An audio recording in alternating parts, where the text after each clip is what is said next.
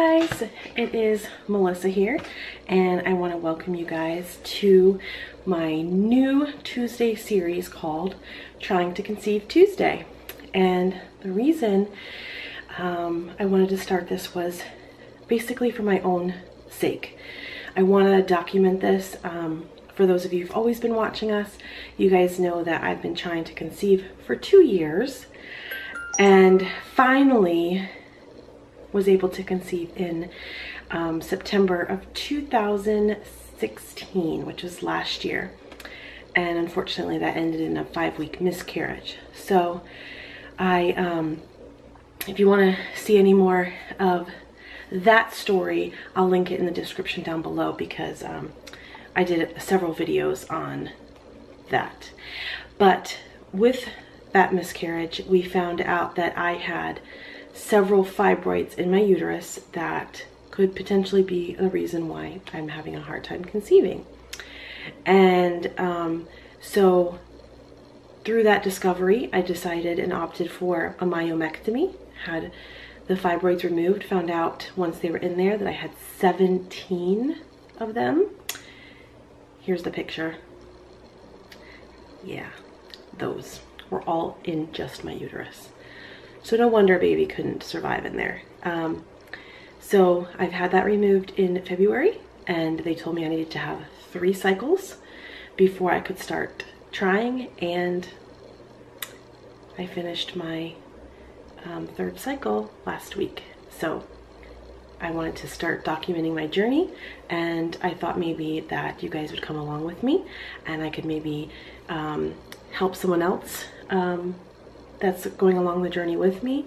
And I would love some feedback in the comments of different tips and ideas, or any type of feedback. I look at all my comments and I usually try to heart it or comment back. So I definitely appreciate any of the positivity, the prayers, baby dust, anything like that. And so I brought a couple of items here to show you kind of what my trying to conceive looks like.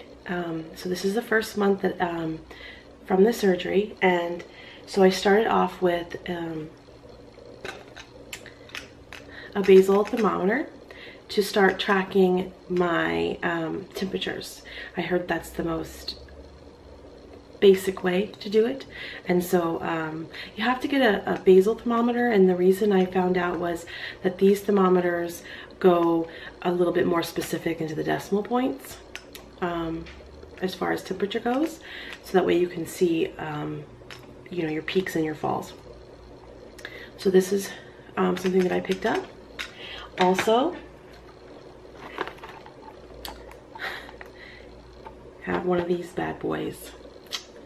Yeah, so this is the Clear Blue Advanced Digital Ovulation Test, and what makes it advanced is that it doesn't just say that you're ovulating. It actually tells you no, you're not, you're high, like your estrogen has gone high, and then you actually peaked with your LH hormone.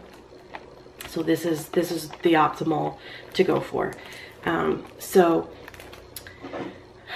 I got these, and I've been testing every single day, and I've been charting it. Also, I started taking prenatal vitamins. And this is a plant-based extract Vitex.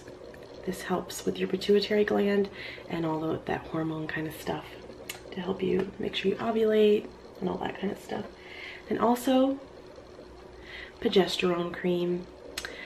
I have a short luteal phase, so I believe that's also another reason why I'm having a hard time conceiving, because the time between ovulation and my actual period is very short. So there's no time for the egg to travel and implant itself before I'm shedding, basically.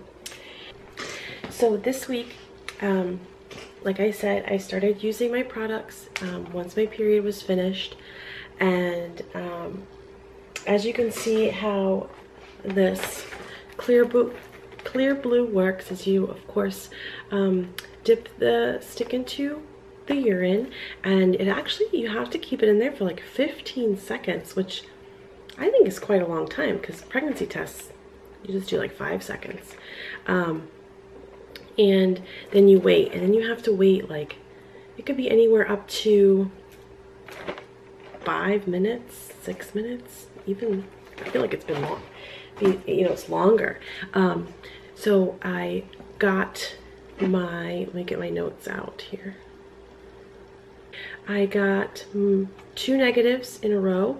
And then on the 3rd day that I tested, I got the flashing smiley face, which means that my estrogen was on the rise, and it is considered a high possibility for pregnancy. And I tested 4 days with the flashing smiley face, and I'm like, how many days can I be high without getting to my peak? And so I just took an ovulation test tonight. I thought, let me try to see what it's, because this is always, you know, first thing in the morning. Let me see what it is tonight. It's the end of the 4th day, and it's still going as far, yeah, it's still going. So, and then I use this app called, let me show you, called Glow. On this app, you can chart your temperatures, you can chart how the ovulation tests have been going, you know, your different symptoms, and basically it's a really great way for me to keep everything logged. And it's quite interesting that it told me I was going to ovulate today, but this morning it was still flashing. So I'm interested to see, you know, with the day not being over, I want to see if it predicted it well. And this would be cycle day 14 for me.